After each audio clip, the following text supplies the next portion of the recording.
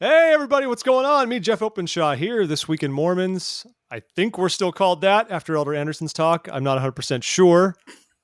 So, whatever this show is, you're here, and it's our special edition General Conference Recap podcast. We're coming to you here only a couple of hours after conference ended. Very excited to get into all of it with you as a group and just talk about what we learned, what we liked. If someone wants to dare profess publicly what they didn't like, whatever we want to say, it'll be great. Before we get to that, of course, please follow us on social media and go to thisweekinmormons.com, view our various blogs and content and all that wonderful stuff. Big shout out to our patrons on Patreon, patreon.com/thisweekinmormons. Help support the show. Handful of bucks a month gives us some love. Also, as I introduce our hosts, I want to apologize to the first one. Half of the TWiM sisters, Tiffany Hales, is here. And I'm apologizing because they actually recorded a newscast for everybody, like on Monday, that we were going to publish like normal. And we had some problems. So the temple predictions were there. So thankfully those subbed in as like our show for the week. But hi, Tiffany. It's nice to see you. And I'm sorry. Apology accepted. It was a brilliant show, but alas, it was not meant to be. And Ariane and I talked about re-recording, but we never could kind of get our act together. That's sorry. I'm convinced it still lives somewhere. I'm convinced we could still recover the episode, and we'll make it a special edition thing or something. Maybe we can make it special edition for our Patreon supporters if we recover it. Yes. Would you guys like to hear a botched show? It had the Mormons were behaving themselves last month, but this last 30 days, they all went freaking crazy. And I had a really amazing section on Mormons behaving badly. You know, kind of one of my favorite segments. Yes. We can't say that word anymore, Tiffany. Okay. Anyway. I know. During Neil Andersen's talk, my husband was throwing shade at me the whole entire time going, you guys are going to HE double hockey sticks because you haven't changed your name. You're getting specifically called out in general conference. And then you said, shows what you know. We don't even believe in hell. Who's the worst person? Exactly. Who's the worst disciple? He what did he call me? He said, I can't remember what he said. He was like, you're not even I can't remember what he said, but whatever it was, I was like, you don't even listen to me anyway. Why do you know, it's not like it matters. He called you a Jack Latter-day Saint. He combined the two ideas. He really kind of did. Yeah. He really kind of did. Well, good. We're glad you're here. Also with us this week, we're a trio this week. The wonderful actress and comedian that you can see on Show Offs and BYU TV, on, of course, Once I Was Engaged. And I'm blanking. I should have brought this up before. Hailey, you did some hilarious commercial for like for like some kind of MLM type wellness thing at some point I saw recently. Anyway, Hailey Smith is here. Hi. Yeah, that would be Young Living. I think. It was Young Mother Living. Nature. You were Mother Nature. That was kind of funny. And my daughter makes fun of me, and she's like, "I can't believe you're part of an MLM." I'm like, they didn't give me any oils at all. I was just playing a part. Are you still?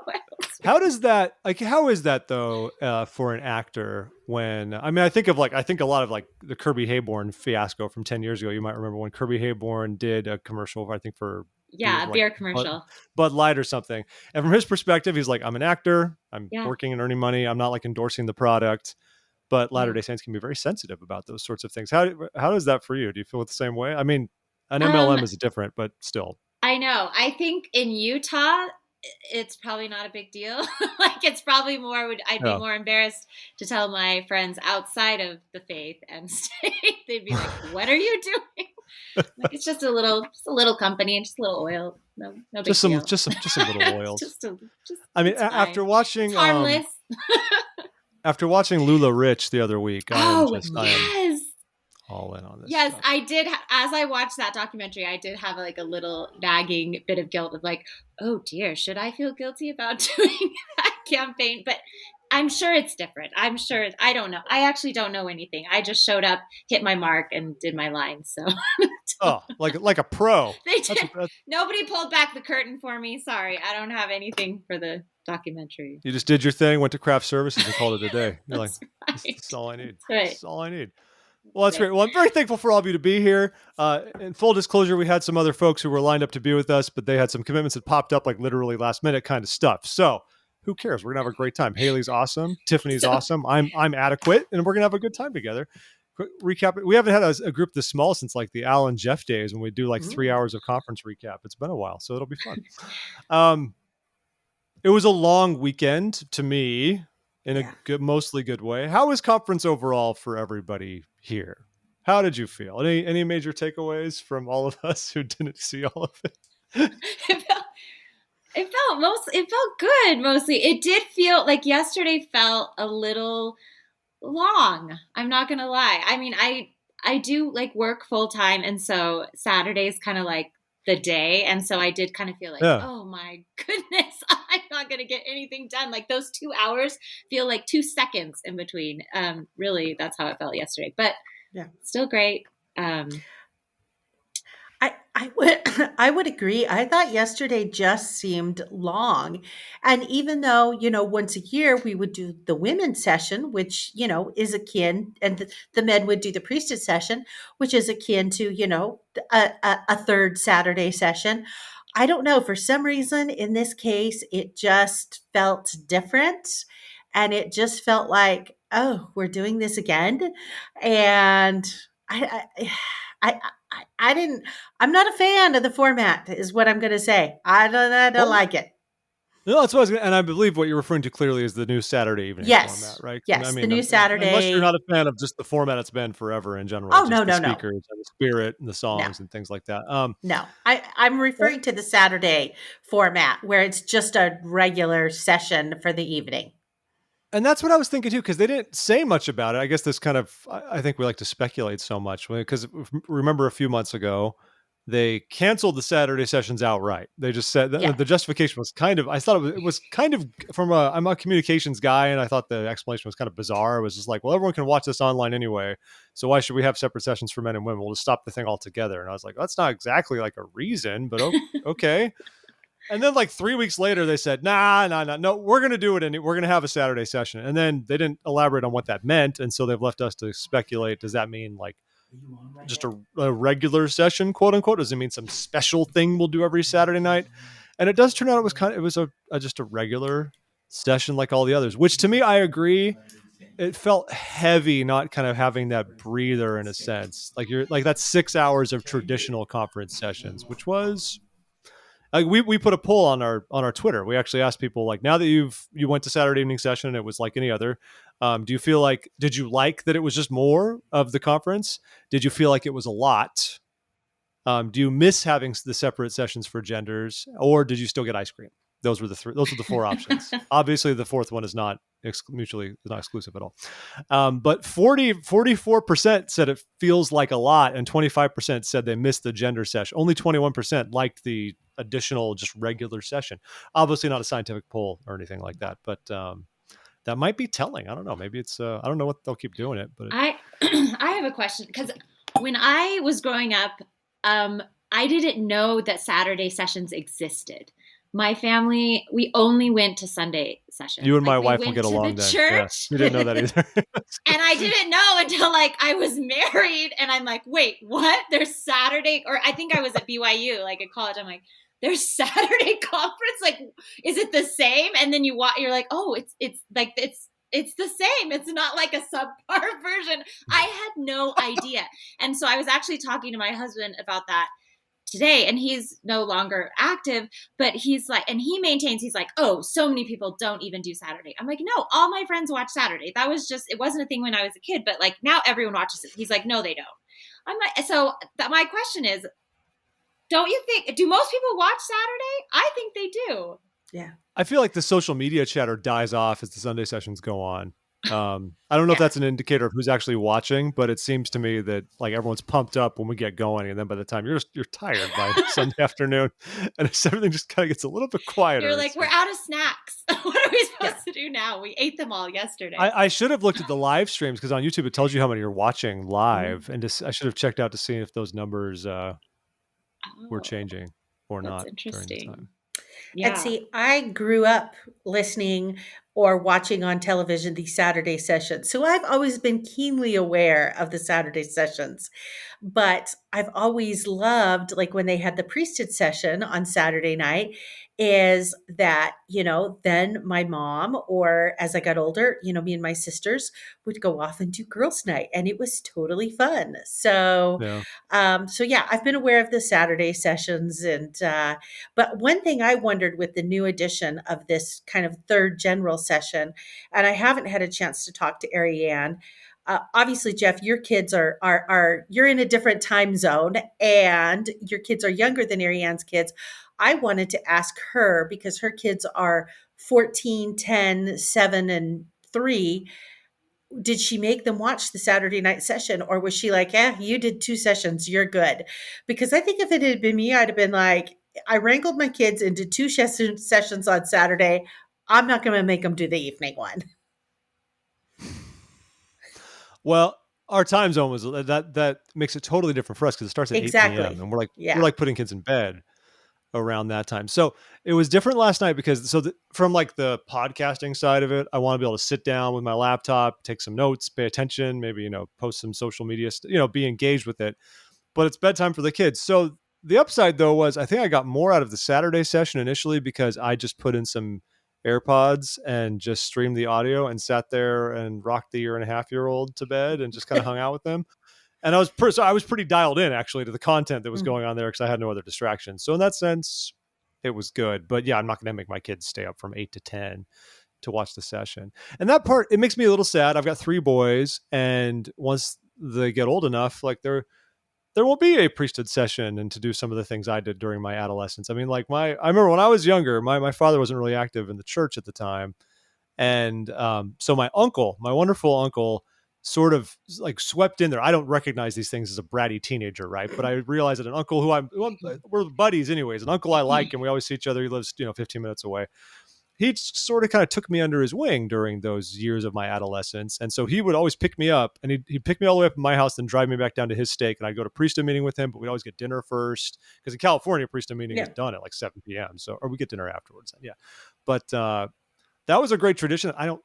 It didn't mean much to me. I mean, it meant a lot to me to have fun at the time, but I didn't realize how important that was really in hindsight. Like I think about how much my uncle probably kept me engaged with the faith, because my dad, I didn't even know what priesthood session was a thing when I turned 12. Like Hailey didn't know there was conference on Saturday.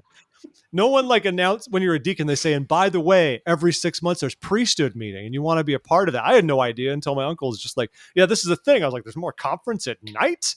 Go put your tie on. Like, what are you talking about? But I was glad because it made me aware of that stuff. And so it's makes me just a little sad that I won't be able to take my little dudes to that at some point and kind of do that father-son sort of thing. But though I'm all about the gender equality stuff, don't get me wrong. I'm grateful we've got women speaking and all that. But that was, and like you said, the women's session too. If it's women's session, it's nice because I can let my wife do that and be like, cool, I've got the kids, go to your meeting, and I can just handle that. Now it's like any other night as far as getting kids in bed and doing all that. Well, speaking of gender equality and this conference, I think in every session but the Sunday afternoon session, there was a female speaker.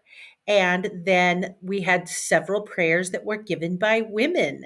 So, I mean, this is more women than I think we've ever heard speak in general conference, albeit, if probably not if you factor in, what was previously known as the women's session, but just to have them scattered throughout, I thought was a very neat thing. Mm-hmm. Yes, I agree. I took note of that after last time. When there were only 2 last time. Yes. I also really loved in Elder Renlund's talk, specifically how he highlighted his wife and her career and used that to get his message across. I thought that was awesome. I think I missed that part of Renlund's talk, probably because I just tune it out when I talk to them. I'm just kidding. No. Well, what he was saying, and again, this resonated with me, and it's one of the reasons that Elder Renlund is one of my favorites, is his wife is an attorney. And he was saying that when she was in practice, I mean, his whole talk was on avoiding contention. And obviously, if you are an attorney, that is kind of a hard thing to do because people don't go see attorneys if they're getting along. You have an attorney if you've got something contentious in your life. And he was talking about how his wife with opposing counsel would say, hey, it is clear that we are going to disagree on this. And so we need to agree to disagree. And he was referencing how she was able to still respect opposing counsel, yet at the same time realize that they had disagreements. And I think that was the essence of his talk. And one of the things about his talk that struck me when he started talking about contention and some of the good and bad things that have come from the pandemic, one of which we've seen is perhaps an increase in contention, I thought, ooh, is he reading the comments on the social media posts that the church does? Or are his handlers reading the comments and telling him and saying, Elder Renlund, there's a lot going on out there, and some of it is not good. I wondered that too with a few of the talks, like how much are they told, or how much is just inspiration, like this is happening, this needs to be addressed. But I wonder that too, like how much gets passed up. And we'll never know, but there was definitely a tenor of that during this conference of a real concern about contention, and not just like contention is bad in general. I think very clear concerns from the speakers that COVID in particular has opened up rifts among us, and we have to be really cognizant of that and combat that actively.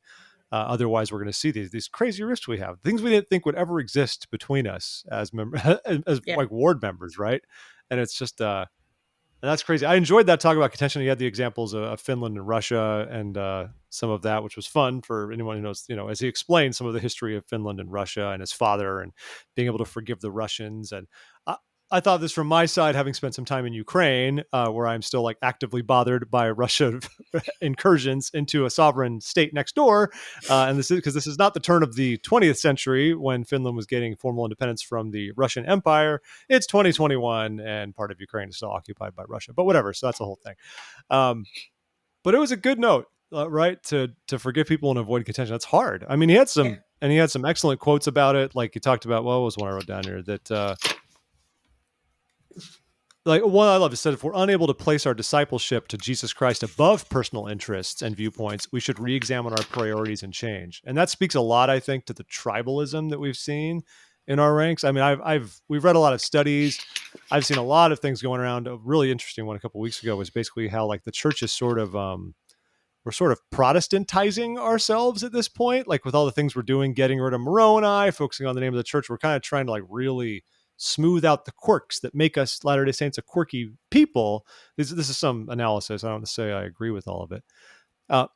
But then in so doing, it's left a vacuum for interest because your ward used to be the main thing you identified with. Like, that's it. Your ward is your life. And all the goofy things you do together as a ward help define who you are and your personality and all your relationships. And nowadays, it's like come to church for 2 hours, really lean on the home, which is important. But and some have wondered, like, has that caused it so that there's this cultural space that's no longer being filled by your ward unit, and then politics have crept in, and now we are identifying almost first and foremost by our political persuasions, as opposed to as Latter-day Saints or as ward members. And I think there might be some truth to that. Yeah.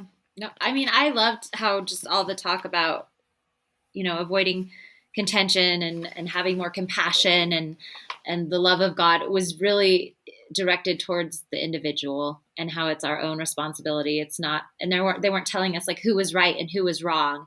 It was just like, you need to have the love of God so much in you that you are empowered to not do these things. And it's everyone's individual responsibility. And we're not going to tell you you're right or you're wrong.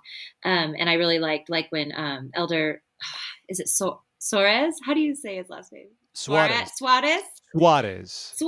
When he said, because I know Portuguese really well. Good job, Elder Soares. He said, we need to sit at Jesus's feet and plead for mercy for our own imperfections. And so it's really to gain compassion for others and to avoid that contention. It's about your own journey, and it's not about what someone else is saying or doing or thinking. So. Oh, there was that other, if that makes me think, Bishop, let me find my notes here. The L. Todd Budge, the one who's the new member of the presiding bishopric. His talk was great in the afternoon. And he talked about kind of sacrifice and the way we think about sacrifice, because he was speaking in the context of what we've done as Latter-day Saints to help out with the humanitarian crises around the world, which was really powerful. Sister Eubank spoke to that as well. But I like that he said sacrifice is less about giving up and more about giving to the Lord. That was his line. But kind of how that applies to us, it's easy to think about like what I am losing of myself to give towards God, as opposed to thinking, no, what am I giving of myself to bless other people and bless God? And I think that's a good way to look at it. I dug that. Yeah. Yeah. And along those lines, Elder Oaks talked about going, like, why do we go to church? And he said, we go to serve and not to be served. And yeah, that was the other one I was thinking of. Yeah. Go with the intent to be active and not passive. And that's great. Cause so many times, I can have selfish thoughts and be like, well, I don't want to go because I'm tired or I'm annoyed at this person but that's not why we're supposed to go. And I'd love to hear that kind of clarified, like just go with the desire to help someone else and not think about yourself. And that's much more motivating for me.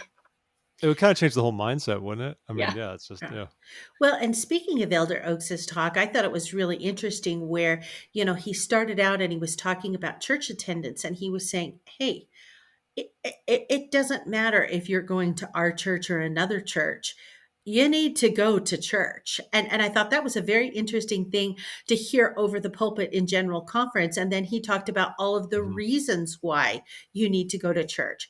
And it also made me wonder if in this, I don't want to say post-pandemic because we're not out of the pandemic, but certainly when we started going back to church, at least in my ward, there are people we still have not seen return that were very active beforehand. And some of them have legitimate medical reasons why. And I'm not talking about those ones. I'm just talking about others who, maybe have decided, wow, I can still be spiritual and I don't have to go sit in a church building every 2 weeks or for 2 hours every week. And so I think Elder Oaks was really speaking to, why you need to do that, not only for yourself, but just like Hailey said, to help others. And there was one quote that he had, and I don't think I have it pulled up, but he was talking about, it's not only, and I'm going to horribly misparaphrase it, but he was in essence saying, it's not only to train us, but also to test us. And the takeaway that I got from that was, some callings that we have teach us and teach others, and some callings that we have, or some people that we work with at church, tend to test us, and those things teach us. So I thought that was a good subtle reminder. Was that, I should pull up our Twitter. Was that his talk when he was basically saying that going to church requires you to collaborate and engage with people you otherwise wouldn't in your normal Exactly. Yeah, that was his talk.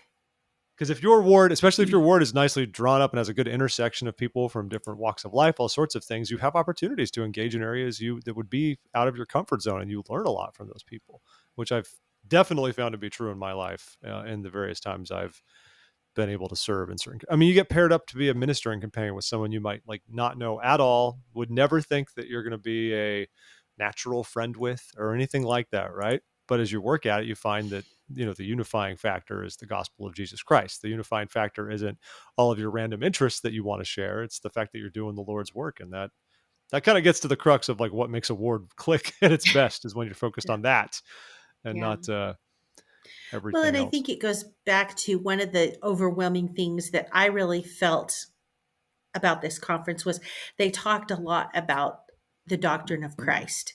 And one of those things with the doctrine in Christ is just like what you said, Geoff, serving and learning to love others that you might not necessarily choose to associate with. And I also think there's a power that comes from gathering that we don't recognize until we're not doing it. And I don't necessarily know that he touched on this, but I wrote down like some questions like during different talks just for me to like think about. And during his, I wrote down, why do I go? Like, why do I, personally go? Because I can joke about it and be like, oh, I'd rather have pajama church any day, or I don't want to do my jobs, or but really when I'm actually there and gathered with my ward family, I think there's like a certain, power and just, you just feel like you want to try more or do better this week. I don't know that I might not get that same feeling without that kind of positive peer pressure all around me kind of thing. I don't know. Not like to keep up appearances, but like for myself, like we're all in this together. We're all doing our best, and let's try again this week, No, I think that's perfectly valid. I'm with you too. I mean, we held off on a long time going back because basically until they stopped doing a broadcast in our area. And I said, okay, well, we're just going to go in person then and make it work. And it's been fine. Thankfully, we've all been safe. But in our area, we're still social distancing, and the stake presidencies required us to wear masks. So it feels a little more comfortable. If they weren't doing that, I don't know what we would do. We'd probably just be like, yeah, okay, this is fun. All right, good times. Tiffany, you mentioned something a few minutes ago that I'd be curious how it is for our listeners. Hailey, if you have anything to chime in on this one, would be great too. You talked about how not everyone has come back. And a lot of this can depend on if you still have a broadcast in your ward or if you don't. But like in our case, we don't, right? We've stopped. So the only church you're having is if you show up on Sunday. And while our ward did experience a substantial net loss of people over the past year and change, and not really COVID directly related, just a lot of folks, we lost like 80 people and gained 40. So we've had a net loss of like 40 people in our ward, like active members in our ward. I was actually running some numbers in my little, I moonlight as an executive secretary when I'm not, TWiMing and doing other stuff. And it's curious because I looked at this too, and I looked at kind of like, okay, we're still like down, even taking into account the fact that we just have fewer people in the ward than we did a year ago. Percentage wise, our attendance number is much lower. We're like 20 points off of where we used to be before the pandemic. And I even looked at like, okay, who do I know who's still not here, who should be, who's active? Okay, accounted for that. But there's still a gap and I can't figure it out. And I'm really curious if that's a bigger thing going on elsewhere in the church right now, if there's folks who are just like, if they got out of the habit or what the reasons are. And if we have like a permanent or hopefully not permanent, but a current suppression in attendance numbers across the board. I've seen it across my stake and it's kind of bizarre. It's just like all the active people are there, but at the same time, we're down a lot. We're at like 140 every Sunday. We used to be like 220. It's crazy. Wow. Yeah. No, we're definitely down. And we still do a broadcast because, and one of the reasons that we do is we have 3 or 4 individuals in our ward who have seriously medically compromised, and they just do not leave their house at all. And they've requested that we still do the broadcast for sacrament meeting. We were doing second hour, but it became a little hard because you couldn't hear the questions and the engaging conversation in second hour. But they said to us, that is our lifeline. That is, where we're getting to feel spirituality and connected to our ward. But again, I mean, there's a handful of them in my ward because there's still a lot of people who I think some of them we do see on the Zoom broadcast, they're still at home, but there's some that used to be active that just aren't engaging at all. Yeah.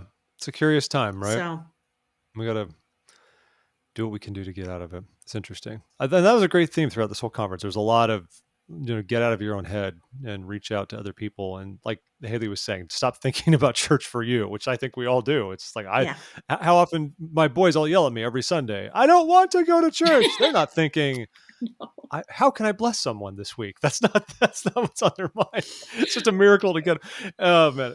And literally the only reason we get a good seat is because I'm already there for bishopric meeting and ward council. So I like reserve a nice pew and just sit there. And my wife and I have decided. You're one of those. It is. We only live like 5 minutes from the church building, but it's a hassle for her, of course, to wrangle 3 boys and get them out the door to church. But to her, it's worth it instead of me coming home and helping to get everybody out the door. But then we get there so late, we have to sit in the gym overflow. Because then the kids are just like impossible to contain. Like we need the pew. I need the pew or church is a complete disaster. So we've decided that's what we're going to do. Incidentally, as far as, like following these remarks, I got a lot of notes. Yesterday was a bit of a struggle for me here and there when I'm looking. I actually have Patricio M. Giuffra. All I wrote from my note was, this guy knows how to party. That's all I wrote. Because I think I took no notes. Because I have these crazy children jumping all over me. And I think you two will appreciate this. So my dear wife, Danielle, her exact words like yesterday were, she was like, one of my favorite things is every general conference watching you get mad at the children because you're trying to watch and it gets you so stressed out. She's like, and I was like, that's one of you want to put that a label on. That's one of your favorite things. She's like, yes. It is one of my, so she made an actual photo album. She got into her Google Photos, and I spent the past day looking at, 6+ years of just pictures she's taken of children climbing all over me, blocking my access to a laptop, just distracting me, videos of me getting mad.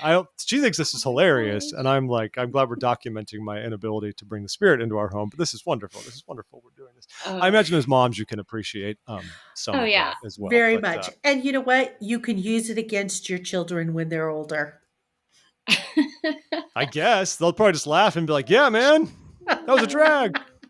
No, I mean, when they have kids and their kids are climbing all over them, you can go, well, payback. Sorry. You should see some of the footage from yesterday. I'm sitting there like trying desperately to work, and the 18-month-old is like sitting on my lap. I have a laptop probably like 2 feet away from me because he's in front of my lap, and I'm just trying to touch stuff. Yeah. Eventually, it provides like a standing desk on our little ledge in the entryway, and put the laptop up there. And I was like, no one can bother me now. I'm just gonna stand here. Definitely have to post those pictures. We need to see those. Maybe I will. It's just a lot of me with kids climbing all over me. So. Yeah, I feel like it's just a game we do every time where we're just like, be quiet, watch, pay attention, feel the prophets talking. And like you're gonna sit down and we're gonna love each other. Dang it! Listen and love these words, and then I'm giving you a quiz after. And they're like, "Wow, Mom, we really want to do this now." So I just have to remind myself, like, you know what? If they're in the room, it's a win, and I'm just gonna keep my mouth shut. But I have a lot of hard-won teenage years, so yeah, that's all you can do. I mean, it works in some sense. I remember when I was younger, my mom would make us sit there and watch it when I was like a teenager and stuff. And if we like jabbered or goofed around, she'd be like, "Hey," she'd like, I was like, "Okay, fine." But at least I'm in the habit now, That's so. Okay, well, we jumped around a couple of good talks. One talk I really liked came during the Saturday afternoon session from Elder Kapichka. Yeah, Elder Eric Kapichka, another one of our German general authorities. Yeah, I didn't take a ton of notes from this, but I thought it was incredible how raw and open he was about speaking about mental. He just went right in and just said, like, we're going to talk about mental illness. And he used his son, with permission, I assume, his son's examples of like struggling with mental illness after. Yeah, he said he did have permission. Yeah. And I thought that was cool. Sorry, go ahead, Tiffany. I was going to say, one of the things he said that I put notes on is he said, and this again was nice to hear in general conference, mental health issues do not equal a character defect. Because, sometimes that is just people have a tendency to think, oh, you can just shake this off. You can pray it away. This is just a flaw. And to hear that over the pulpit in general conference, I really liked. And the other thing I really liked, note that I took from his talk, is he said, there's no simple cure. You have to focus on growth and not shortcomings. And so I really liked that, he said, look, it's not just take a pill and you'll feel better, or do this and you'll feel better. There's all sorts of different cures depending on your situation, and focus on how far you've progressed, not all the shortcomings. And I love that. I thought those words were healing for a lot of people and very much needed. Yeah, I love that. I loved how he said, and for us who maybe aren't dealing with mental illness ourselves, but who are interacting with friends and loved ones who are, he said, like for us, stay close to the Lord and hold on to them with faith, and speak less and listen more. And I just thought that was really powerful and just a great reminder for me, all the people that I have, that I love, that are dealing with different issues. And they're loved. Heavenly Father loves them, and we just need to listen more. And I think that's really good counsel, because we don't know what people are going through. And if we don't suffer from mental illness, it's really hard to kind of conceptualize and empathize appropriately with that. Because it's just for me, it's like out of my realm of understanding. Like I can hear about it and learn about it, but I don't know what it feels like to be going through those sorts of things.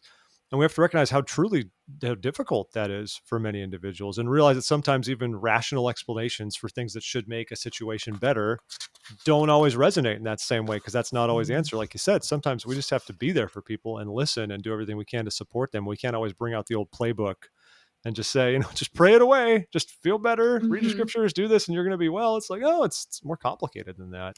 Yeah. And it's just good to see us recognize that in somewhere like General Conference. Absolutely. Loved it.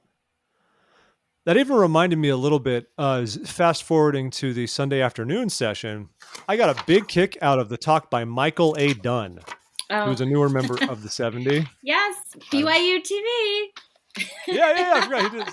So I don't know Michael's great. So you've Sorry, okay, so I mean, Hailey, if you want, you can take off. No, go ahead. Go ahead. Yeah, I looked that up too. I looked up his resume and saw that he was the head of the PBS affiliate for Utah for a while, and then he was also BYU TV and BYU Radio.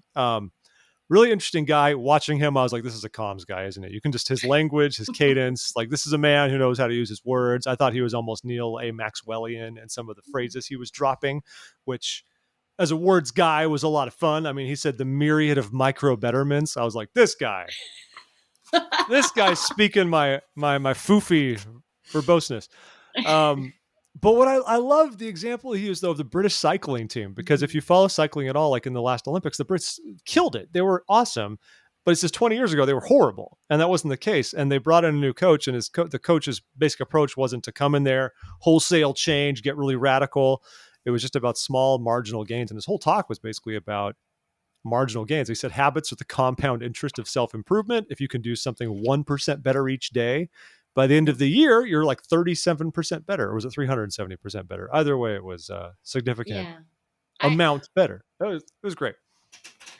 I thought it tied in really well with Elder Uchtdorf's talk when he talks about change being incremental, and then talked about, if you want things to change, because sometimes we think, oh, I want to change this, I want to change that. And it just seems so overwhelming that we don't even know where to begin. And so I think Elder Dunn had some good things, but then Elder Uchtdorf says, change happens gradually, one step at a time. And he says, if you want to change your life, start with changing the shape of your day. If you don't know how to start with changing the shape of your day, start with changing what the next hour is going to look like. If you don't know what that's going to look like, change what you think and change what you feel. And so I really liked that from Elder Uchtdorf when he was like, just, you eat an elephant one bite at a time, not in one gulp, sort of a thing. And so I thought Elder Dunn, and I wondered if the two of them had collaborated together beforehand. Yes. And I love there's no collusion in conference. I love talks. No, never. I love talks like that because it's so much more actionable for someone like me who gets overwhelmed or gets anxiety when I think about all the things that I'm not doing every day. And just, and Uchtdorf said, just try to, I can't remember the exact words, but he said these words together: have an ongoing daily infusion of heavenly light. And that, I don't know, I love that artsy kind of image, but what does that mean? Just within an hour or a minute of your day, just to get some sort of connection. And it doesn't have to be like every day, every hour, every second of your life, but if you can break it down. Well, coming back to like Elder Dunn, like one of his final quotes was, even if the changes in your life are wholesale, begin at a small scale. And I think that's huge too, because I think like whatever it may be, it's so easy to look at this. If you feel like you're in a hole, it seems so hard to get out of it, but that's not the point. Just do what you can do, whatever little things it might be. And sometimes like it's like, even for, I don't know, I've got a real weakness for cookies, for example. I go to a certain shop, I go to the grocery store every now and then, as one does. And they always have freshly baked cookies there. And it's very easy for me to want to just grab one and munch on one while I'm shopping. And it's like life is little battles like that. It's literally telling myself, you do not need this. You will feel gross after eating it. You don't need it. Have the patience to take this one small scale step and be better. That's a stupid example, but yeah, no. But like, it's we've all got stuff to work on, right? And it's not easy, but I like the idea of just trying to take it little step at a time, and don't let yourself get overwhelmed by the perceived enormity of what lay before you. Well, and I think it's helpful for, leaders to hear that. And like, I don't know, I work with the youth, and we really do need to meet them where they are. We can't, every offering they make, every little thing they're doing is amazing, and I just love for them to hear that they can just go read, for those 5 pages or whatever, instead of you have to finish the Book of Mormon by the end of the week, kind of thing, because, we need to be accepting of people where they're at on their journey. Yeah, for sure. All right. What other standout talks do you have? What spoke to you over the weekend? Tiffany, anything? You got some notes on there? We've talked about a couple of them. One of the talks that I really enjoyed was I enjoyed Sister Eubank's talk, where she kind of went through a lot of the humanitarian efforts and things that the church has done. Because, sometimes maybe we read that in a church news release, but we don't really hear about it in general conference. And some of them were big things and some of them were little things, but it just kind of gave me a renewed desire to go, I want to serve and I want to help people, because even if I'm only doing like some little thing and maybe it's not changing the world, it's changing that person. And I really liked where, I guess one of the things that really touched me is when she talked about the women in Germany, when the Afghan women were arriving there and they needed head coverings, and the Afghan women were using their husband's shirts. And these German women were like, oh, we need to make them head coverings so that they can feel comfortable praying. And that just so touched me, because, they were so concerned that these women were able to practice their religion in a way that was comfortable to them. And, because we have certain clothing and things that we wear that make practicing our religion comfortable to us. And how would we feel if we didn't have access to those things? And so it just really touched me, that particular story that she shared. I just really enjoyed that. Yeah. That was one of the ones I got to enjoy while I was putting the kid to bed. I love Sister Eubank. I love her so much. I think the Relief Society presidency is getting close-ish to when they might get released, which is going to make me. Either way, she's still doing the humanitarian work for the church, but it was a really good reminder, and I think there's clearly a call to action there. Like we saw in the presiding bishopric members talk, he spoke about how they were worried donations would drop during 2020 because the pandemic was going on. We got economic crises, people losing jobs, and the last thing on our minds as humans is to be concerned about our charitable giving at the same time. But they went up, and he said they're also looking to do even better in 2021, which is wonderful news. And I think there was clearly a good chance that they wanted to seize upon to encourage us to continue to give freely of ourselves and to demonstrate the fruits of those labors, which you don't always see a lot of, because fast offerings I like for that matter. Tithing, of course, they're all sacred funds, but tithing goes into the big pot and they do tithing stuff with it. But fast offerings have a very specific purpose, and it's wonderful to be able to see what you can do and how much that can benefit other people. And it's like 3 of us are Americans, right? Like we all, I mean, I grew up in California. You guys are in the Mountain West. Like we don't really want for much, I'd say, in general in our lives. Our crises are still specific to our situations, but it's so easy to forget how many of our Father in Heaven's children just suffer and want through no fault of their own. I mean, that was thrown into sharp relief during the Afghanistan pullout back during August, right? You have people going through so much. None of this is their fault.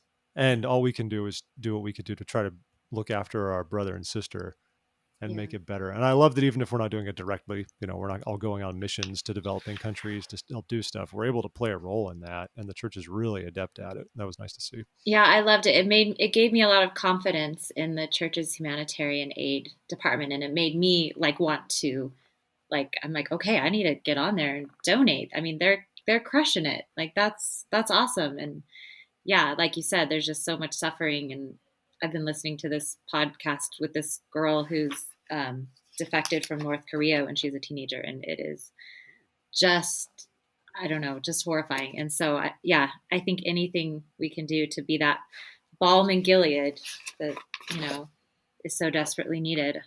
I don't know. It was a great talk. Yeah, both those were really, really powerful. Nobody's yet brought up, let's see, Elder Holland was so early on. I think sometimes we'll anticipate Elder Holland so much, we wait for him to show up on Sunday morning and be like, all right. He's right out the starting gate. They just dove into it. We're like, we're not ready for this yet. I'm not. I had not actually tuned in yet, so I missed Elder Holland's talk. Okay. He was one of the ones who touched on like how to avoid contention and how we need to the love of God, having the love of God dwelling in our hearts is the key. And that if we love God, if we love God, he will give us the ability to love our neighbor. And so that's really the key to loving our neighbor, to keep the first commandment. And then he will help us to keep the second commandment. And he framed a lot of it with the story of, the young rich man in the New Testament who approached Jesus and said, like, what do I have to do to have eternal life? And Jesus was like, sell all your stuff and follow me. And he just, the young man walked away sad because he wouldn't do it. He loved his possessions too much. And Elder Holland framed that saying like, how can we succeed where the rich man failed? It's not be our actual riches, but like, what are we not willing to set aside in order to be exalted and, loving our neighbor and pledging our loyalty. And as he said, using the vernacular of the youth of today, we need to be all in, which I kind of laughed at a bit. I'm like, that's the name of the LDS Living podcast. Is that like a name for the youth? Is that trendy? He also used the word wholeheartedness, which I thought, I'm like, oh, that's very, Brene. That's a word. I'm like, that's another buzzword that's out there. So it's very wholesome. I did see, I don't necessarily agree with it, but I saw a little bit of chatter on social media, which probably tells you why you should just not be on social media during conference. But some who are saying like, this talk was perfectly fine, but they would have enjoyed it more if there hadn't been the Elder Holland remarks from 3 weeks ago at BYU when he was also sort of doubling down on the whole like defend the kingdom, be all in kind of thing, which upset a lot of people because of some of the language. And then so without that context, it's awesome.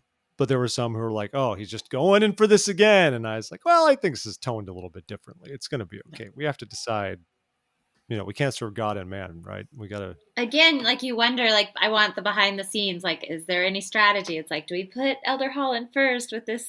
I don't know. I always wonder. Like, they did some. I don't know. The church did just put out. They announced they put out some documentary about the way, like recently they put it up on Church News. Where was that? I don't know if it's going to be on the main page or not. Yeah, there's a new documentary that looks inside church headquarters. I know they did a little bit of that with councils and stuff. So you can watch it. It's cool, but I don't think they're going to show us how key decisions are made based on potential controversies and putting out fires and stuff like that. It would be fun to be a fly on the wall and know what they get into. Absolutely. I don't know if it would be fun or frightening. I know, right? I would be interested. I would love to see that. I mean, I've heard for a very long time they don't ever assign topics to any of the speakers, but they do have them give them in advance to time them because they're very particular about the timing. That's why, if it's a 12, it's like 15 minutes on the dot. If it's a 70, it's usually about 10-ish minutes, or if it's like a young, Relief Society General Presidency, it's about that. But they keep them in line. Yeah. Which still doesn't explain why the Sunday morning session was done 20 minutes early today. Well, that kind of made me wonder, we've heard that all the talks, they pre-write their talks and, they make sure that they're approved and all of that and, get them tweaked. I'm like, do they do that with President Nelson's talk? Or is he exempt from having the approval of others? Is that why maybe it ended shortly because they thought he was going to take up X amount of time and he gets up there and he just starts talking and he doesn't take up as much time? That was kind of what went through my mind is maybe his isn't as timed out as everybody else's. They just give him a chunk of time and let him loose. That would make some sense. Yeah. By the way, his remarks were interesting. I wanted more of that video when they said, let's check out the renovation work in the temple. I was like, oh, this is gonna be cool. And I was almost thinking like, this is why he started so early. We're going to get like 10 plus minutes of just video. And then, but it was still interesting to see the foundation work. A little part of me wept when he's like, I'm standing underneath what used to be the garden room. And I'm like, so the garden room is gone. Oh, I didn't. Well, okay. I mean, we knew they were doing things. What used to be, I didn't even catch that. Oh my goodness. Yeah. Yeah. That's just me being a brat. But I was like, okay. And this comes back to months ago when we had all the drama with the murals in the Salt Lake Temple and the stuff in the Manti Temple and all that. And, but it was interesting to see the inside. And of course, he took that opportunity to talk about strong foundations. We saw where this was going. I loved his talk and I found it really comforting and hopeful. I liked how he just made a point to say the restoration is a process, not an event. And he said that a few times he too. did. This is ongoing, and we're all a part of this. And this is not like one thing that happened and now forevermore set in stone. But this is a process. We are learning. We are growing. We have the constant objective to bring people to temple blessings. But as we contemplate that objective, we have to be creative. Like, what does that look like? And I just thought that was really exciting. I like that he said the Salt Lake Temple will now be like the safest building in Utah in the event of an earthquake. And I was like, that is a bold claim. Like, I don't know if there's an earthquake, I want to go running into the temple for shelter. But yes, that is. But I like the parallels to our own foundations and what we're trying to do. And of course, he spoke at temples, and he really seemed to be gearing up to announce some kind of major shift in temple work, and then just kind of let it go. That is exactly what my husband and I thought as we were listening to this. Is we're like, oh, he's going to make a big change. He's going to make a big change, and then he didn't go there. But I did enjoy making changes. The changes come. And there have been changes even up to this point. He's referring to some of that have been done. I mean, some were happened because of, I think, COVID practicalities, but maybe they decided those just even made more sense functionally in the first place, COVID or no COVID. Like, this is a good thing. Helps you get through the sessions faster. And if we can get through the endowments, that's been like a curious, sorry, this is a bit of a digression. You want to talk about being in a meeting. I would love to be on the temple committee when they're literally like breaking down how long sessions take and saying, all right, here's an issue. Because it's almost like the way movie theaters work. They're like, all right, here's the problem. This movie is 2 hours and 45 minutes long. This one's an hour and 40 minutes long. We can squeeze in more show times of this movie if it's an hour and 40 minutes long, and people will come and we can make more money.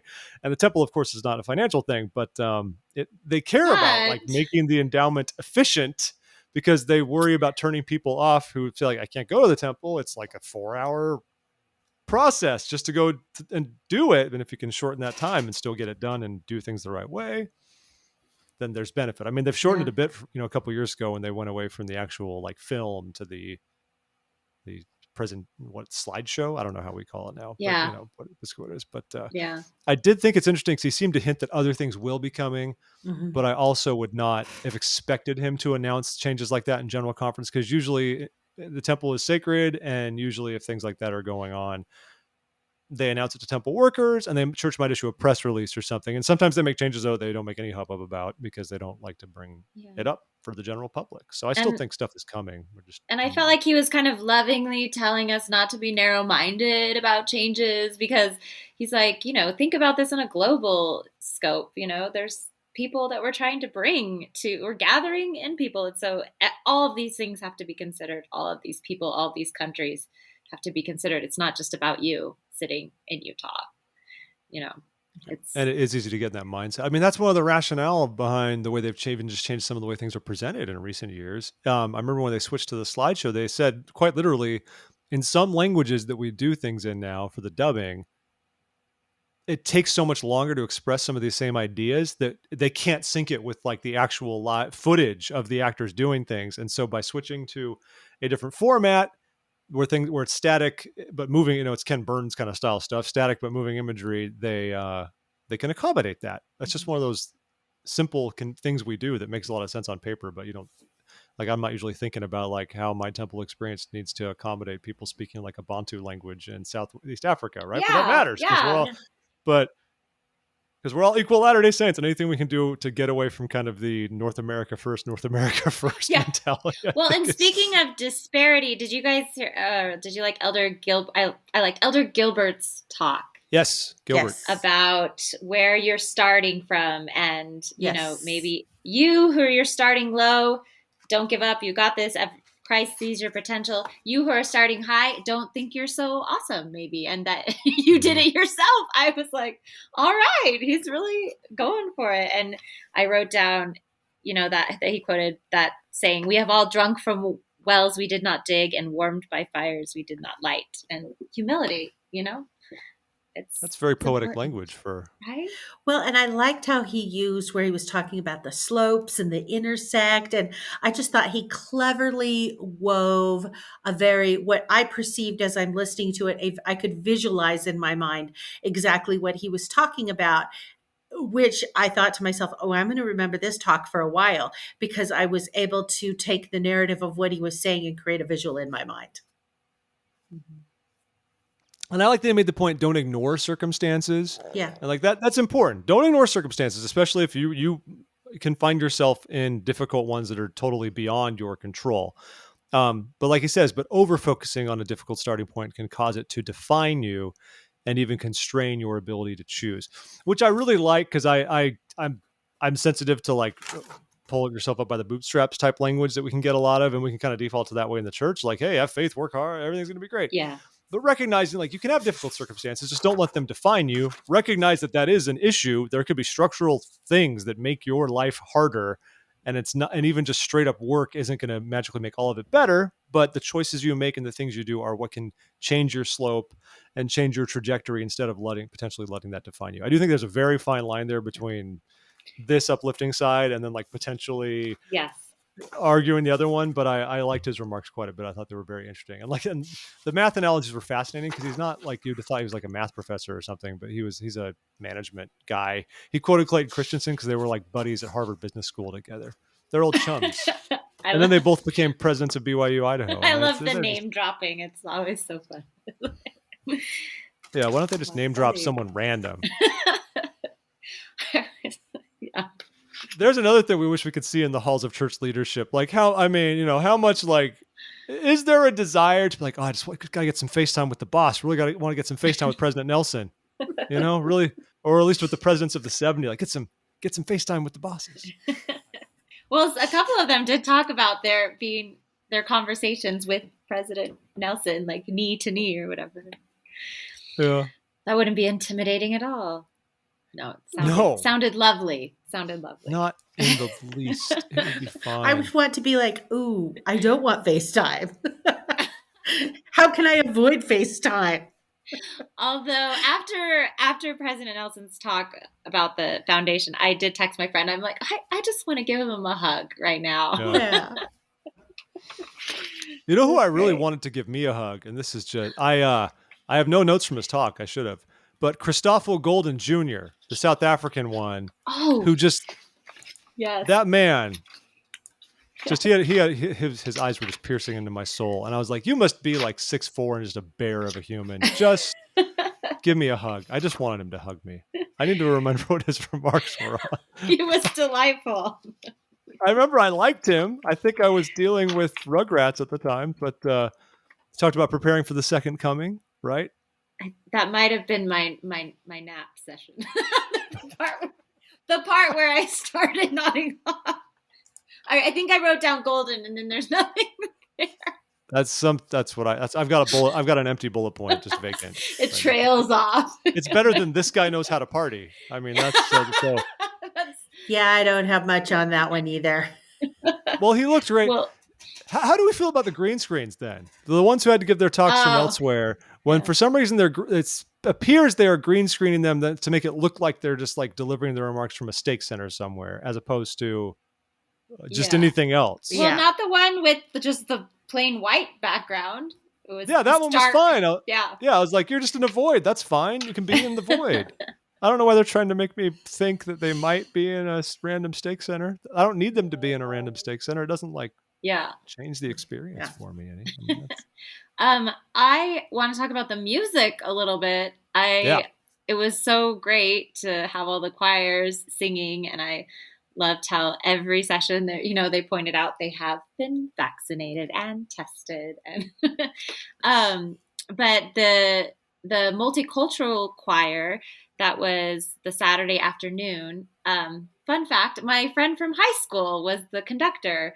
Oh, cool. So that was neat to see her up there. We did theater together in high school. But I guess they were supposed to perform April 2020, and then they weren't able to for obvious reasons. And so this was they've been waiting all this time to come together and do that. And I guess I read that, the prophet went up afterward to talk to them after the session, and they were really touched by that. So that's cool. And I guess, because April 2020 was supposed to be the big First Vision celebration. And we had elements of that because remember that was an interesting conference because that was mere weeks after everything kind of hit the fan. Yeah. And so some remarks still did the First Vision, but you could tell they had to pull out on a lot of things they wanted to. That's awesome. They were able to finally have their experience. And I just felt like some of the songs that we've heard so many times, I don't know, hit a little differently for me. Like This Is the Christ, like felt like a little bit more powerful. And I think that was Saturday afternoon. And then the snappy How Firm a Foundation was like double time. And I'm like, this works for me. Like it was really neat. And then I love that the closing one, the Sing We Know at Parting? I mean, that arrangement. Anyway, I'm a music nerd, but loved it. Loved the live music. I noticed with some other music, Elder Holland actually quoted Charles Wesley at the very end of his talk, where he said, "What is it? Love divine." He quoted "Love divine, all loves excelling," which is a Charles Wesley poem. But the Tabernacle Choir sung it on occasion, and their arrangement of it is knockout awesome. It's one of the best things I've ever heard. Because he said, I think the last line says, "Where is that? Where is finish?" It says like "Finish then thy new creation." Let us. Anyway, it's okay.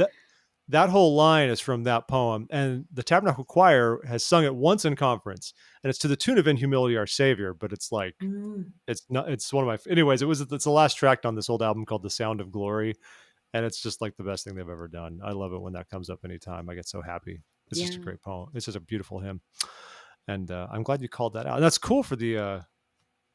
If you think about it, if conference had been in person in the conference center with a congregation there, President Nelson probably would not have been able just to walk up in the stands afterwards and talk to them, because everyone in there is standing up, waiting for the prophet to exit. Yeah. His presidency leaves with their wives and the 12, but because nobody was there, they probably said like, "And we're clear." And he's like, "All right." And him and his wife just marched up there. They're like, "Oh, what do we do?" Which is great. I did see some chatter about it being called a multicultural choir. Like, is this a thing we have to like call out, like to say it's like, hey, we have ethnic minorities on display as a choir? Is this? I think it's. I don't know. I think it's. I think great. It was good. I mean, the Motown is amazing, but yeah, they're predominantly white, right? I mean, so it's just great to just see so much representation up there. It's great. And they said they were from northern Utah. I don't know if that means just the whole Salt Lake area. Or does that mean like north of Salt Lake, like the whole choir came from like Ogden and above? I don't know exactly what the criteria was for that, but I'd just be. I don't know. And I felt like in the article I read that some people like audition, like traveled in, but I don't know. I'd be interested to know more about that, how it's got going and everything. I guess I'll have to message my friend. Yeah, I would get us the good stuff here. Tell us what's going on. I also enjoyed the other part of Elder Uchtdorf's remarks we didn't talk about a ton is the way he laid it out. You know, like basically walking in a straight line. Apparently, studies have shown if we don't have any kind of a what's the landmark or something like that, we're prone to walking in circles. Apparently, as people, as a man, I choose to believe that is not true, and I simply know, and I know the right way. You know the directions at all times. I know where I am going. All right, I know how to look at the sun and figure out which direction I'm facing. But I thought that was really interesting. It was a cool way to establish his remarks and say like we need these points to kind of these landmarks in our lives, these gospel landmarks that actually help us not just walk in circles and help us progress to our destination. I love him. I love President Elder Uchtdorf. Yes. That was actually a good 1, 2, 3. You had Elder Uchtdorf, then you had President Johnson, the new primary president, who was a trial lawyer. So I'm sure she and Tiffany can be pals. We'll be buddies. I did not know she was a trial lawyer. I like her already. I love this is stupid petty. This is shallow stuff, but I love it. Like when you call the primary general president, you look at her history. It's like, oh yeah, she was a staffer on the Hill and she went to law school and she was a litigation attorney for like 30 odd years. And now she's doing primary, which is great. So that's why that was not coincidence that she was speaking about the trial process. These are the strongest souls saved for the last days, man. There it is. You know, it's no small thing. But like her remarks were really solid. Then we had Elder Renlund right after that. And I was like, boom, boom, boom. Like we dove right into Sunday hardcore, which was awesome. Absolutely love that. Elder Renlund is kind of one of my quiet, just faves. I think his remarks are always so thoughtful to all of us. Okay, Geoff, before we hit temples, are we going to talk about the elephant in the room, Elder Andersen's talk? Oh my gosh, I My note says, Geoff, do you have to change your name? I remembered what it was my husband said. Yeah. He was like, I can't take you seriously if you're going to go by This Week in Mormons. And I said, you've never taken my podcast seriously to begin with, so that's not going to change. He even said podcasts, and people have changed their podcasts. Yeah. It was like Did he say that? Podcast. I didn't hear He that did part. say podcasts. He said people have changed their podcasts. Who has changed their podcasts? I'd like to know. Of the prominent Latter-day Saint podcasts, which ones have actually changed their names based on the past 3 years? Who else? I can't think of many. I'm actually very curious. I just felt like it was a call out. Well, I know. Like, we started getting heat on Twitter. And of course, just like 3 years ago when we first went down this road with President Nelson, we started getting all these messages on the Facebook page. Like, why do you guys change your name? Why don't you listen to the prophet? Don't you believe in the prophet? And I was like, okay, this is not the way we go about trying to affect change in people by badgering them. Well, this is the quote I heard twice. The name of the church is not negotiable. I'm not saying it is. Now, Hailey, my dear, if we need to... I'm just the messenger. You're just the messenger. I think one thing is I found interesting about Elder Andersen, he seems to like talks like this that sort of talk about like evaluating recent history of the church and sort of chest thumping about the cool thing we've done. It's just sort of the thing he likes to do. He's in this case, it was just revisiting President Nelson's admonition to push for the real name of the full name of the church and how we refer to ourselves as a people, and revisit that and talk about what a rousing success all of it's been. I was making dinner given our time frame, how we do it here. So that's why I was picking up on a lot of it though. And I thought it was fun. I missed the podcast part, so I can't wait to go back and hear that. And that must be why I had like Richie Stedman's messaging me. He's like, dude, you got called out big time just now, man. That's why. Well, that's what my husband said too. He's like, they are calling you out in general conference. That's what he said at the dinner table tonight. I don't know how much longer I can sit on my longtime excuse. And this is literally like, this isn't sin, but like saying because someone else is sinning, I can sin too.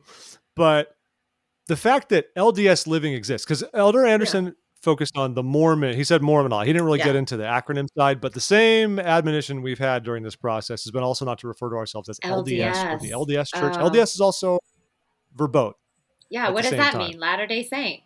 Just so Latter-day Saints. Yeah. But they don't want us to say LDS either. Fine, that's good.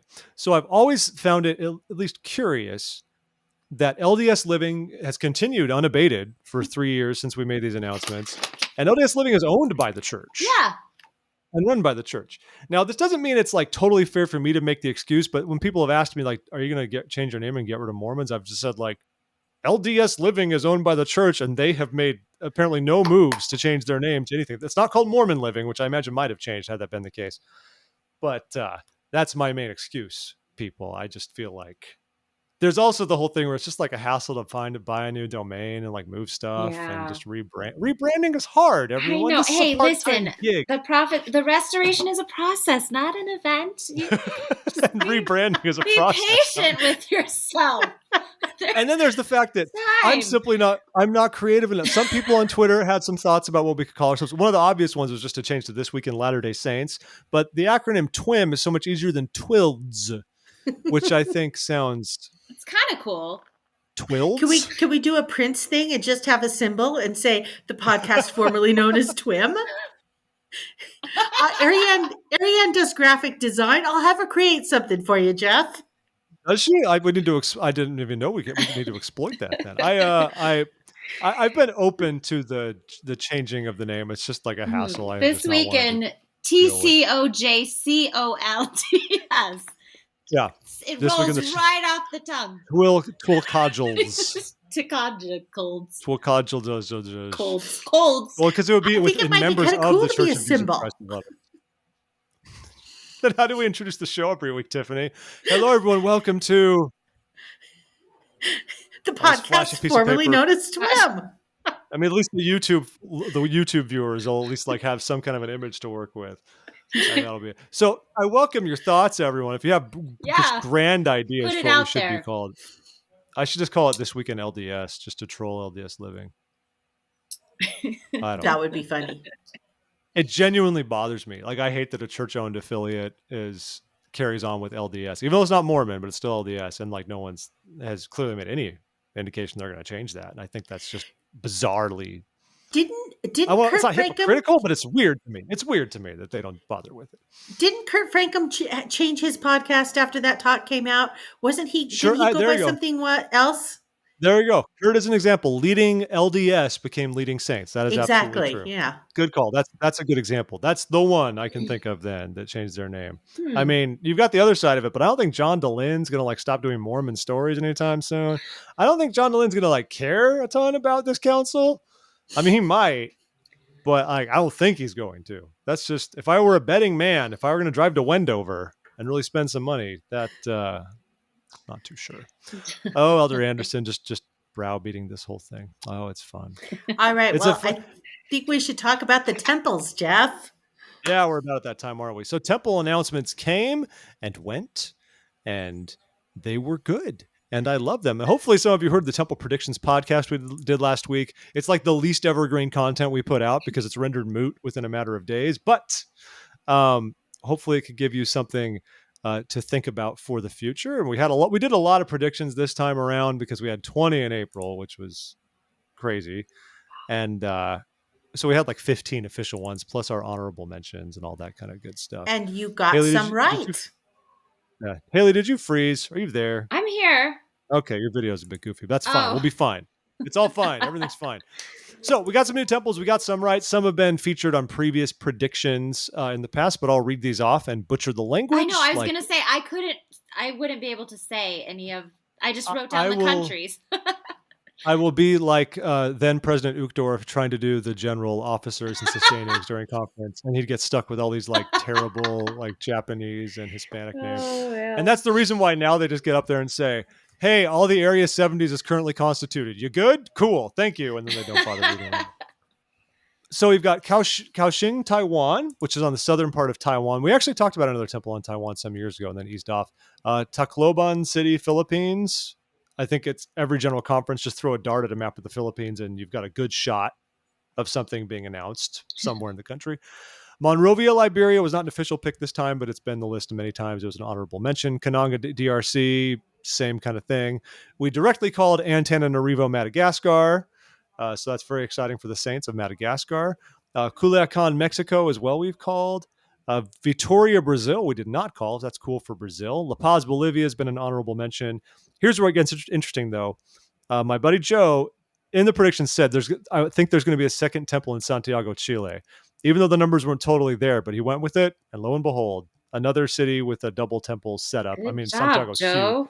I mean, Santiago's huge. It's like having a temple in LA and a temple in Newport Beach, really. But in this case, they're just two Santiago Chile temples. Also a temple in Fort Worth. And I think 6 months ago, we talked about a second temple in the Dallas Metroplex. So there we go. Cody, Wyoming is the most interesting one to me on the list, quite frankly. Cody is not a big place. Cody's famous for like Wild Bill. And there's one stake there that's been there since the 70s. I know. And I was going, well, like Coloradoans can go to Fort Collins. So it's not like they need to go up there. Yeah. And so if you know where Cody's kind of close to Yellowstone. It's close to the Montana border. But it's interesting they said Cody, just because I could see something for northern Wyoming maybe that would siphon off some of the Billings, Montana Temples District. But I thought maybe it would go in Sheridan, which is a bigger actual city and has a stake that they organized only last year. But it's Cody, Wyoming for some reason. I don't know what makes Cody the one to single out. Oh, yeah. Region. It's up there. Yeah. And it's pretty tiny. And there hasn't been a lot of church growth in that part for a long, long time. So Wyoming, the least populous state in the country, will have 3 temples when all is said and done. Maybe Cody's going to get one of those like really small temples, like what they're putting in Helena. Yeah, probably won't be huge. But I mean, Hailey, that's got a sting, right? I mean, you're a Colorado and you guys have 2. 2. Right. That's what I mean. I was like, Cody, okay, well. And a lot of people have speculated Colorado Springs is kind of ready for its own temple at this point. That's what I would think. With how much growth they've had down there, but it is not to be. Another one not meant to be still is Mongolia. And at this point, I don't know what the problem is, but I'm officially going to leave it off the predictions. Hailey, I doubt you read these predictions every time, but Mongolia has been Mongolia checks off a lot of boxes, especially in this new era of temples going in for like 1 or 2 stakes. I mean, Mongolia is very isolated. They have 2 stakes in a district. The country per capita is way more heavily LDS than most Asian countries because of that. Because all of Mongolia has like 3 million people, if that. Wow. It's a very sparsely populated country.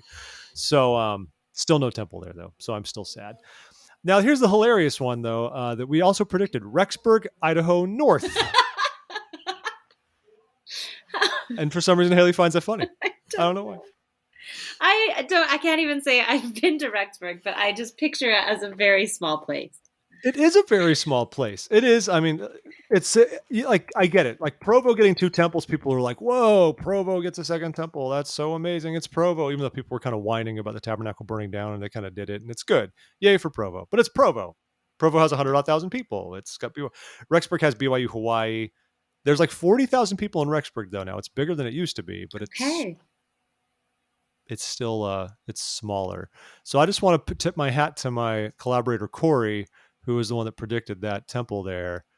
And he looked at the numbers. He was like, the Rexburg temple looks big, but it's actually smaller than you think on the inside in terms of what it can do, number of stakes. And then he even found like the church had bought land right off the highway next to the brand new Walmart up in the northern end. And he's like, I think a temple is going to go right there. I know, but like Idahoans, they get things done. You know, they don't mess around. I guess so. I mean, you got your Burley Temple coming up there, Tiffany. How many temples would that be for Idaho then, Tiffany? You guys have got... Oh, let me see. There's Rexburg, Idaho Falls, Pocatello, Burley, Twin, and 2 in the Boise area. So that's 7 right there. Yeah, something like that. See? 1, 2, 3, 4, 5, 6. They're not shirking.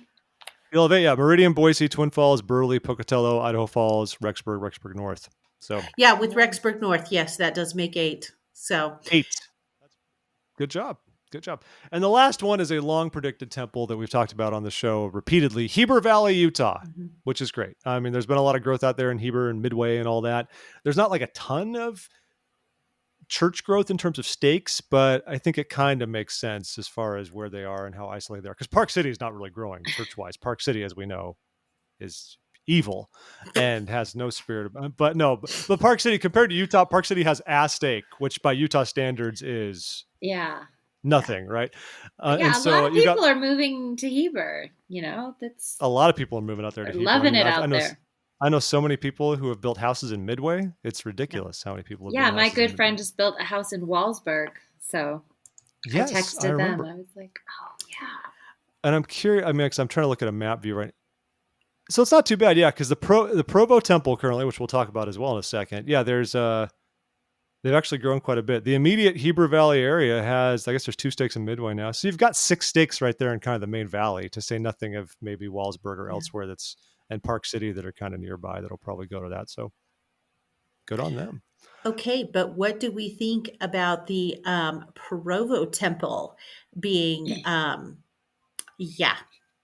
because here's what I wonder about the Provo Temple. So it obviously has a very 1970s vibe to it, much like what the Ogden Temple had. Are they going to do to the Provo Temple what they did to the Ogden Temple? I think that's what's implied. I was curious when he said they're going to do it once the Ogden Temple's done. What's happening? The Ogden Temple is done. No, the Orem Temple. I thought he actually said Ogden in his words, though. I heard Orem. I heard Orem. It makes sense to... I totally understand waiting for Orem to be done so it can kind of be the buffer. But at that pace, they might as well wait for the Linden Temple to be done too, so they can just all absorb it. But my guess is they'll do it like what they did to Ogden, which makes me a little sad. Out because it's such a uniquely looking structure that I would love to have it retain its architectural uniqueness. Well, and it's so iconic for that neighborhood. Yeah. It is. Right there by the MTC. It's just, I don't know. And especially like, even though Ogden's kind of was its stablemate, and even just the pictures you get, yeah, and like you said, Hailey, the Provo one is by the MTC. When you take pictures of it, you have Rock Canyon and the mountains right behind it, making a nice backdrop. It's this whole tableau that we're accustomed to. The Ogden Temple was just kind of smack in the middle of downtown and didn't have anything like environmentally around it that was cool. And it was fine. And I think at the time when they redid Ogden, most people said, well, downtown Ogden is not the greatest place, and this could kind of help make that better. But tweaking Provo just kind of, it kind of ends a whole era, kind of a legacy. So I'm assuming that's what they're doing to it. If the prophet announced it like that, like, hey, we're waiting until another big temple is done to absorb the demand because we're going to shut it down for a while. I'm guessing that means that's what's going to happen. Which me too. And I have to. And then it'll lose makes me sad. Yeah, and then it'll lose the Moroni that they only put on it like 20 years ago. So there you go. Because why has no one addressed the lack of Moronis in General Conference? It's this thing everyone knows about, and there's no official line about it whatsoever. It's just very clearly we're not doing this anymore. But no one says a word. I think they should say a word. I think that would be... Anyway, now I'm mad. Oh, no. Thanks, Tiffany. Sorry, I had to go there. An uplifting quote. Where's a good quote? Getting back on track. Find me something uplifting right now. Keep the commandments or die? Who said no? I'm just kidding. Anyway, well, yeah. So the temples announcements are cool. Great to see new temples, and don't know what's going to happen to Provo. I'll tell you what, Geoff. Here's a quote. This is from Elder Perkins. Heavenly Father is aware of our suffering. So Heavenly Father is aware that we are suffering for what will be probably be the iconic loss of the architectural elements of the Provo Temple. Yeah. Okay, but now see, like, you can't do Elder Perkins to do that because it seems to be glib. The man got up there and said straight up, "I have cancer. I'm going to die earlier than I planned." And I was like, okay, this got real very quickly. And I thought he gave very touching remarks about how to endure suffering.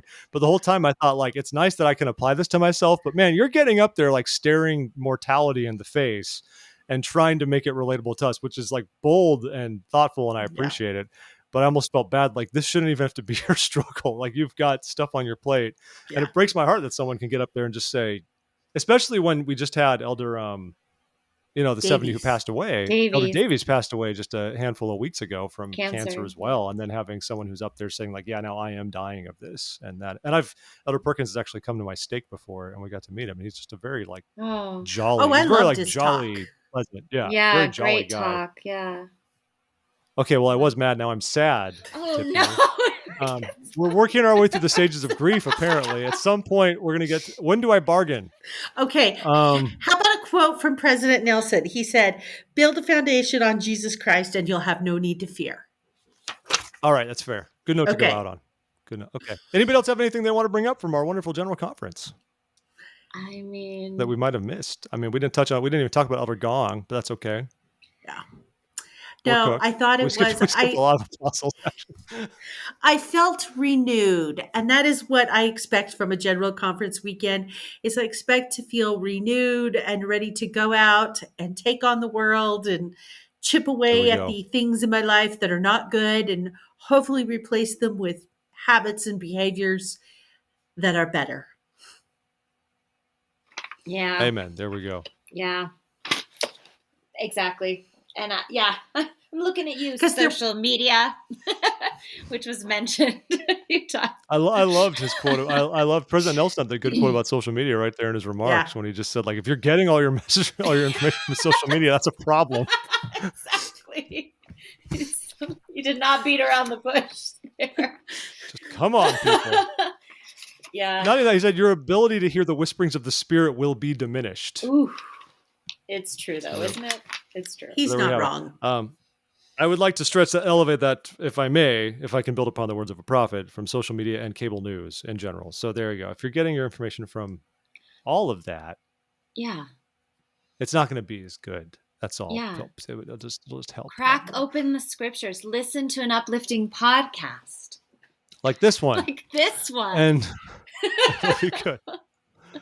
Well, everybody, we hope you had a great General Conference. I loved it. It is nice to feel renewed and sit down and enjoy that. And I'm also super thankful for the technology and all the people who work an incredible amount behind the scenes to make this a reality. I mean, you think about how many years ago, I remember when it was a novelty to stream it just from the church's website, and I'd hook an HDMI cable up to my TV and be like, now we can watch conference this way because we don't have it on cable.